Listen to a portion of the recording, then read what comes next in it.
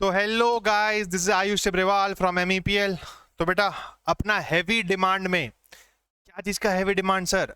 मई 2026 का जो एग्जाम है, सीए इंटर का एडवांस अकाउंट्स का, उसका अपने को बहुत रिक्वेस्ट आ रहा था कि सर इंपॉर्टेंट टॉपिक आप कब रिलीज करेंगे। तो आज अपने फाइनली बता रहे हैं कि क्या चीज ज्यादा इंपॉर्टेंट रहने वाला है एग्जाम के लिए, क्या चीज आपको मिस करके एकदम नहीं जाना है और क्या चीज को एकदम एकदम जरूर से एकदम लिख के सॉल्व करके जाना है। तो चलो आज अपने डिस्कशन करेंगे क्या, मई 2026 का एग्जाम का टॉपिक्स के बारे में। चलो हम तुम लोग को पहले ही बता दे रहे हैं कि ये आज तक का ट्रेंड, जो इंस्टीट्यूट ट्रेंड फॉलो करता है, वो ट्रेंड को देखते हुए ये चीज इंपॉर्टेंट है। तो अगर इंस्टीट्यूट सेम ट्रेंड के साथ चला तो ये सब इंपॉर्टेंट टॉपिक्स आपको दिखने का बहुत ज्यादा चांसेस है एग्जाम में। अच्छा, अब हम ये एक चीज पहले डिस्क्लेमर दे देंगे कि खाली ये टॉपिक्स में रिलाय नहीं करना है, ये टॉपिक को ज्यादा अच्छा से करके जाना है। बाकी टॉपिक छोड़ देंगे क्या? नहीं, छोड़ना कुछ नहीं है, लेकिन ये जब करेंगे इसमें ज्यादा फोकस रखना है। तो चलो आओ अपने पहले देखते हैं कि क्या है, सबसे पहला क्या है most important topics for May 2026। सबसे पहला ब्रांच अकाउंटिंग। ब्रांच अकाउंटिंग का एक 6 मार्क्स का तुम लोग क्वेश्चन देख सकता है। अच्छा, अब ज्यादा एक्सपेक्टेशन है कि कहां से आएगा सर? इंडिपेंडेंट ब्रांच से आएगा या तो फॉरेन ब्रांच से आएगा। इस टर्म के लिए मई 2026 के लिए तुम लोग का डिपेंडेंट ब्रांच उतना ज्यादा इंपॉर्टेंट नहीं लग रहा है मेरे को, डिपेंडिंग अपॉन द ट्रेंड। तो तुम लोग ज्यादा अच्छा से क्या प्रैक्टिस करेगा? इंडिपेंडेंट ब्रांच को ज्यादा अच्छा से प्रैक्टिस करेगा और फॉरेन ब्रांच को करेगा, ताकि तुम लोग को 6 मार्क्स एकदम आसानी से मिल जाए। अच्छा, अब ब्रांच अकाउंटिंग का मेरा पूरा डिटेल्ड रिविजन वीडियो बना के डाला हुआ है यूट्यूब में, तुम लोग वहां से आराम से चेक कर सकता है और उसको सॉल्व कर सकता है। चलो नेक्स्ट अपना इंपॉर्टेंट एएस कौन कौन सा है सर? AS2 inventory. इन्वेंट्री का अपना एएस बहुत ज्यादा इंपॉर्टेंट है और वो ज्वाइंट प्रोडक्ट बाय प्रोडक्ट वाला एकदम ध्यान से याद से कर लेना। फिर AS1 से भी तुम लोग एक क्वेश्चन देख सकता है। प्लस तुम लोग याद है कि हम लोग एक क्वेश्चन किए थे क्लास में, जो एक बैलेंस शीट अपने ड्राफ्ट करते थे कि विद गोइंग कंसर्न, अगर गोइंग कंसर्न है तब कैसे करेंगे, विदाउट गोइंग कंसर्न है तो कैसे करेंगे, उसको एकदम जरूर से कर लेना AS1। फिर to AS25 interim financial statement, AS25 interim financial statement, AS4, AS7, AS10 और AS11, ये ज्यादा इंपॉर्टेंट कैटेगरी का है ये सब AS फॉर मई 2026 अटेम्प्ट। अच्छा, अब दूसरा क्या है मालूम है क्या? तीसरा क्या है? I mean cash flow statement. Cash flow statement तुम लोग जरूर से जरूर देख सकता है ये पेपर में, वो भी कितना 7 मार्क्स अप्रॉक्स का, अप्रोक्सीमेटली 7 मार्क्स का देख सकता है। अच्छा, अब अगेन इसका भी रिवीजन वीडियो पूरा डिटेल में बना के यूट्यूब में डाला हुआ है, वहां से तुम लोग को मिल जाएगा। अच्छा, रिवीजन में जो अपने क्वेश्चंस कराए हैं, 3 क्वेश्चन अपने कराए हैं, वो 3 क्वेश्चन ही मोर देन इनफ है जो तुम लोग का अटेम्प्ट होने वाला है उसके लिए। नेक्स्ट 3 टॉपिक का बात हो गया। फोर्थ है अमलगमेशन। फोर्थ है अमलगमेशन। अमलगमेशन, अच्छा अमलगमेशन में भी 2 मेथड है, एक परचेज मेथड है, एक मर्जर मेथड है, ठीक है। और 2 बुक्स होता है, एक जो कंपनी खरीद रहा है और जो कंपनी बिक रहा है, 2 कंपनी का बुक्स होता है। तो ज्यादा इंपॉर्टेंट तुम लोग के लिए जो कंपनी बिक रहा है, क्लोजिंग ऑफ बुक्स, वो ज्यादा मोर फोकस रखना इसमें, ये ज्यादा चांसेस है आने का। और हम लोग को मर्जर मेथड को ज्यादा अच्छे से करके जाना है। सर परचेज मेथड छोड़ दे क्या? हम पहले ही बोलते हैं छोड़ना कुछ नहीं है, लेकिन ये ज्यादा इंपॉर्टेंट है। तो इसका जरूर से जरूर एकदम कवरेज पूरा 100% रखना। क्या? मर्जर करना और closing of books. Closing of books में जो अपने इक्विटी शेयर होल्डर अकाउंट बनाते थे, प्रेफरेंस शेयर होल्डर अकाउंट बनाते थे, रियलाइजेशन अकाउंट बनाते थे, वो वाला पार्ट बोल रहे हैं, ठीक है। चलो बढ़िया। अच्छा, फोर्थ टॉपिक है CFS। CFS में अपना 3 AS है, तो अपने को AS21 में ज्यादा फोकस करना है। अगेन इसका भी हम रिवीजन वीडियो बना के डाल दिए हैं, उसमें अपने 2 सम का बात किए हैं, 2 सम का बात किए हैं। अगर वो 2 सम तुम लोग देख लेता है तो उतना में अपना मोर देन इनफ है CFS को लेके। उसमें सारे एडजस्टमेंट्स कवर है, चाहे वो रिवैल्यूएशन ऑफ एसेट हो, डिविडेंड का एडजस्टमेंट हो, बोनस का एडजस्टमेंट हो, जो भी हो, सब अपने वहां पर कवर कर दिए हैं। चलो फिफ्थ क्या है? Preparation of financial statement.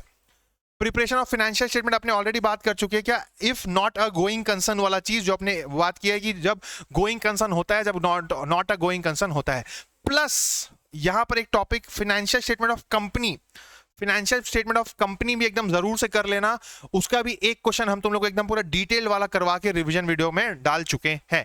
तो preparation of financial statement for company भी, preparation of financial statement of company का भी तुम लोग 14 मार्क्स वहां पर देख सकता है। ये हो गया मोस्ट इंपॉर्टेंट पार्ट, ये हो गया मोस्ट इंपॉर्टेंट पार्ट कि ये कैटेगरी ए है, इसको तो एकदम जरूर से जरूर एकदम लिख लिख के अच्छा से करके जाना है। कैटेगरी बी पार्ट क्या है मालूम है क्या? AS13।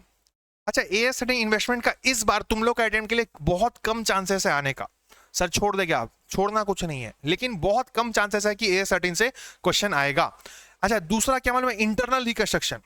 अच्छा, इंटरनल रिकंस्ट्रक्शन से अब इस बार मेरे हिसाब से तुम लोग लॉन्ग क्वेश्चन एक्सपेक्ट नहीं कर सकता है। सिर्फ आएगा, अगर आएगा तो 4 मार्क्स का ही आएगा, उससे ज्यादा का नहीं आना चाहिए। अच्छा, फिर थर्ड में है AS9 AS15। अच्छा, AS15 में भी जो प्लान एसेट वाला पार्ट है ना, जो प्लान एसेट, ये प्लान एसेट में अपने रिटर्न कितना निकालेंगे वो part, AS26 that is impairment, sorry intangible asset, और AS28 दैट इज इम्पेयरमेंट। तो ये हो गया कैटेगरी बी पार्ट में, ये हो गया कैटेगरी बी पार्ट में कि इससे तुम लोग का थोड़ा सा कम चांसेस है। अच्छा, अब जो बचा कुचा टॉपिक है रेसिडुअल, रेसिडुअल। अच्छा, अब इंस्टीट्यूट ना सब चीज कवर करने का कोशिश करता है अपना पेपर में, तो बचा तुम लोग का एमसीक्यू पार्ट। तो रेसिडुअल टॉपिक से जो भी अपना बचा उससे अपना एमसीक्यू आ सकता है। तो रेसिडुअल टॉपिक से अपने को देखना पड़ेगा एमसीक्यू टाइप क्वेश्चंस। जैसे बायबैक बच गया तो उससे एमसीक्यू आ सकता है। डिविडेंड वाला फिनेंशियल स्टेटमेंट ऑफ कंपनी में हम लोग डिविडेंड कैलकुलेशन सीखते थे, तो वो भी अपना आ सकता है कहां पर, एमसीक्यू में। ठीक है, तो वैसे वैसे करके तुम लोग सब चीज एकदम बढ़िया से रेसिडुअल को एक बार ऊपर ऊपर से देखना, मिस कुछ नहीं करना है अपने को, मिस कुछ नहीं करना है। इतना अपना पार्ट था क्या जिसका इंपॉर्टेंट टॉपिक्स का। तो इंपॉर्टेंट टॉपिक्स अपना इतना ही था। अब अपने आ जाते क्या पेपर अटेंड करने का कुछ टिप्स एंड ट्रिक्स। अपने क्लास में बहुत बार बात कर चुके हैं, लेकिन आज हम वापस से आए तुम लोग को वही चीज याद दिलाने के लिए कि अपने को पेपर कैसे अटेंड करना है। अच्छा, पेपर अब खत्म करना बहुत बड़ा चैलेंज होता है। सीए इंटर का अकाउंट्स का पेपर, बेटा समुंदर है सीए इंटर अकाउंट्स पेपर, तो अब उसको टाइम पे खत्म करना 3 घंटा बहुत बड़ा चैलेंज है। तो 3 घंटा में अगर पेपर को खत्म करना है तो शुरू का 15 मिनट जो रीडिंग टाइम है उसमें हम लोग को एकदम एकदम सतर्क रहना है और उसको बहुत अच्छा से यूटिलाइज करना है। तो वही अपने बात करेंगे, पहला 15 मिनट रीडिंग टाइम में क्या करें। अच्छा, अब जो क्वेश्चन नंबर 1 होता है वो कंपलसरी होता है, और क्वेश्चन नंबर 1 जो कंपलसरी है, तुम लोग को मालूम है इंस्टीट्यूट हम लोग का दिमाग के साथ खेलता है। मतलब वो क्वेश्चन नंबर 1 इतना हार्ड देता है कभी कभी, बाकी पेपर पूरा नॉर्मल है, क्वेश्चन नंबर 1 बस हार्ड है। अब तुम लोग क्वेश्चन नंबर 1 पहले पढ़ेगा, वो हार्ड रहेगा, तुम लोग का दिमाग फ्यूज हो जाएगा, बाकी जो इजी पार्ट है वो भी नहीं कर पाएगा। तो कभी भी शुरू में क्वेश्चन नंबर 1 को रीड नहीं करना, कभी भी क्वेश्चन नंबर 1 को रीड नहीं करना। तो don't read question number 1 first, कभी भी पहला क्वेश्चन रीड नहीं करना है। अब हम लोग को नेक्स्ट चीज क्या करना है सर, क्वेश्चन नंबर 2 से रीड करना चालू करो, और हम लोग के पास ऑप्शन होता है कोई एक क्वेश्चन छोड़ने का। तो वो टाइम में अब एक एक चीज डिटेल बैठ के पढ़ने मत लगना, क्वेश्चन का एक बार ऊपर ऊपर से ओवरव्यू ले लेना, देख लेना क्या क्या क्या क्या एडजस्टमेंट है सारा क्वेश्चन में। उस हिसाब से हम लोग को समझ में आ जाएगा कि हम लोग का कितना पढ़ा हुआ है कितना नहीं पढ़ा हुआ है।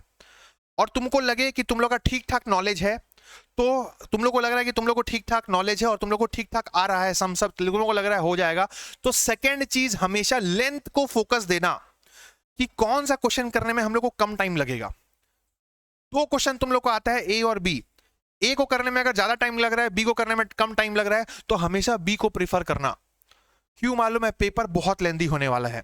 तो जब तुम लोग क्वेश्चन सिलेक्ट करेगा ना, चूज करेगा क्वेश्चन को कि कौन सा अटेंड करना है, तो 2 चीज को हमेशा रखना कि कितना आता है और उसका लेंथ क्या है। तो ये 2 चीज तुम लोग हमेशा कंसिडर करना जब तुम लोग पेपर चूज, मतलब 15 मिनट्स में क्वेश्चन रीड करेगा।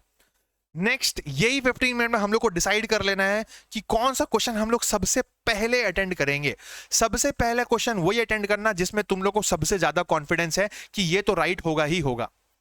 क्यों मालूम है क्या, पहला क्वेश्चन अगर रॉन्ग हो जाता है ना तो डीमोटिवेट हो जाते हैं, कहीं ना कहीं काटापीटी हो जाता है। तो जो एग्जामिनर है ना उसमें इंप्रेशन नहीं बना पाते हम लोग। तो पहला क्वेश्चन हमेशा यही करना है कि जो तुम लोग को एकदम अच्छा से आएगा वो करना। एक और डिस्क्लेमर, पहले कभी भी लॉन्ग क्वेश्चन नहीं करेगा, don't attend long question first. क्यों मालूम है क्या, हम लोग ऑलरेडी क्लास में बात कर रखे हैं कि हम लोग को 1 मार्क सॉल्व करने के लिए 1.6 मिनट्स मिलता है। तो अब लॉन्ग क्वेश्चन है तो 14 मार्क्स का लॉन्ग क्वेश्चन होता है। अगर हम लोग 2 मिनट भी पकड़े ना तो भी 28 मिनट्स, 2 मिनट भी अगर पकड़े 1 मार्क को तो भी 28 मिनट्स में भी लॉन्ग क्वेश्चन सॉल्व नहीं होता। लॉन्ग क्वेश्चन सॉल्व करने में 30 to 35 मिनट्स लगता है। अच्छा समझो, तुम लोग बैलेंस शीट बनाने बैठा तो पहला क्वेश्चन पकड़ा बैलेंस शीट वाला, 30 to 35 मिनट सॉल्व किया, बैलेंस शीट मैच नहीं किया तो क्या प्रेशर आ जाएगा तुम लोग के ऊपर। और अगर तुम लोग वहां पर फिर बैलेंस शीट मैच कराने बैठ गया तो और 30 मिनट बैठ जाएगा तुम लोग वही क्वेश्चन लेके। तो इसीलिए शुरू में टाइम वेस्ट नहीं करना है, एकदम छोटा छोटा क्वेश्चन पकड़ना, छोटा छोटा क्वेश्चन पकड़ना, 4 नंबर 6 नंबर 7 नंबर का क्वेश्चन पकड़ना और उसको सॉल्व करना चालू करना। क्यों? छोटा छोटा क्वेश्चन जैसे जैसे बनते जाएगा ना, वैसे वैसे कॉन्फिडेंस आते जाएगा, वैसे वैसे कॉन्फिडेंस आता जाएगा और छोटा क्वेश्चन बनाने में कंपैरेटिवली कम टाइम लगता है। तो इसीलिए हमेशा start with short questions, start with short questions. Sir हम एमसीक्यू से चालू करेंगे, बाबू माथा खराब हो जाएगा अगर एमसीक्यू छू दिए शुरू में तो। क्यों मालूम है क्या? कभी भी एमसीक्यू शुरू में मत करना, डोंट स्टार्ट विथ एमसीक्यू। कभी भी हम लोग को एमसीक्यू से स्टार्ट नहीं करना है। क्यों मालूम है? इतना बड़ा सिलेबस है, जब तुम लोग एग्जाम में घुसेगा सब चीज तुम लोग दिमाग में घूम रहा रहेगा, कहां कहां कहां कहां पता नहीं। अब हम लोग को दिमाग को पहले शांत करना होता है। तुम लोग का दिमाग में इतना डेटा घूम रहा है, तुम लोग शांत ही नहीं करेगा, तुम लोग डायरेक्ट एमसीक्यू में आ जाएगा, तो हर एमसीक्यू अलग चैप्टर से होता है, तो तुम लोग का दिमाग शांत हो ही नहीं पाएगा। तुम लोग का दिमाग एक चैप्टर से दूसरा चैप्टर में दौड़ रहा था आगे ही, क्योंकि इतना डेटा फिट है। उसके बाद तुम लोग एमसीक्यू पढ़ के फिर उसको दौड़ा रहा है अपना दिमाग को, तो दिमाग फट जाएगा बाबू, एकदम सब चीज ब्लैंक होने तक का चांसेस है। तो प्लीज एमसीक्यू शुरू में अटेंड मत करना, शुरू में छोटा छोटा क्वेश्चन अटेंड करना, क्योंकि एक क्वेश्चन तो एक ही चैप्टर से होगा, तो जब तुम लोग क्वेश्चन सॉल्व करेगा तो वही चैप्टर में तुम लोग का फोकस रहेगा। तो जैसे ही 2-3 क्वेश्चन सॉल्व हो जाएगा ना, तो तुम लोग का दिमाग भी शांत हो जाएगा कि हाँ हो रहा है, बन रहा है हम लोग से। उसके बाद तुम लोग then go to MCQ. Long question करने मत बैठ जाना बीच में, पहले छोटा छोटा क्वेश्चन करना, छोटा छोटा क्वेश्चन से मार्क्स मिल जाएगा, कॉन्फिडेंस मिल जाएगा, दिमाग शांत हो जाएगा। अब और मार्क्स चाहिए तो एमसीक्यू में आना, फिर एमसीक्यू में आना, एमसीक्यू फटाफट सॉल्व करना। तुम लोग को लगेगा सर एमसीक्यू तो जल्दी हो जाएगा, हम बता रहे नहीं होगा, MCQ is also time taking, MCQ is also time taking. तो एमसीक्यू को तुम लोग सॉल्व करना सेकंड में, सबसे पहले शॉर्ट क्वेश्चन फिर एमसीक्यू, फिर तुम लोग लास्ट में आना लॉन्ग क्वेश्चन में। क्यों मालूम है क्या? अब तो तुम लोग के पास 30 मिनट ही बचेगा 14 मार्क क्वेश्चन करने के लिए, तो 30 मिनट में जितना हुआ हुआ, बैलेंस शीट मैच हो गया तो बढ़िया, नहीं हुआ तो भी बढ़िया, क्योंकि स्टेप मार्किंग मिल जाएगा। समझ में आया? तो ये बेस्ट पैटर्न होता है पेपर अटेंड करने का, शुरू में लॉन्ग क्वेश्चन नहीं करके शॉर्ट क्वेश्चन करना, फिर एमसीक्यू में जाना, उसके बाद लॉन्ग क्वेश्चंस में आना। अब अगर कोई क्वेश्चन बाई चांस सॉल्व ना हो, उसमें टाइम वेस्ट करने एकदम मत बैठना, don't waste time in a single question. तुम लोग को लग रहा है कि नहीं हो रहा है, तो हम लोग को वहां पर दिमाग बोलता है कि 2 मिनट और देंगे ना हो जाएगा।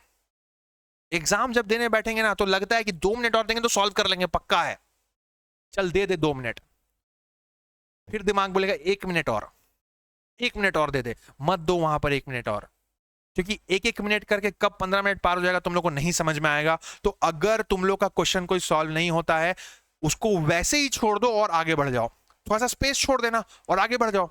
लास्ट में अगर टाइम मिलेगा तो वहीं पर आ जाना।